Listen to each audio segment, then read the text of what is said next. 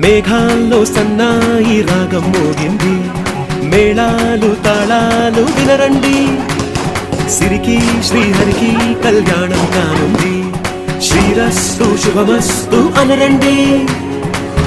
అచ్చతలు గంటో పెళ్లికి అర్థం చెప్పారంటూ, మెచ్చదగు ముచ్చట ఇది అని సాక్ష్యం చెబుతామంటూ, జనులంతా జై కొట్టేలా జరిపిస్తామండి.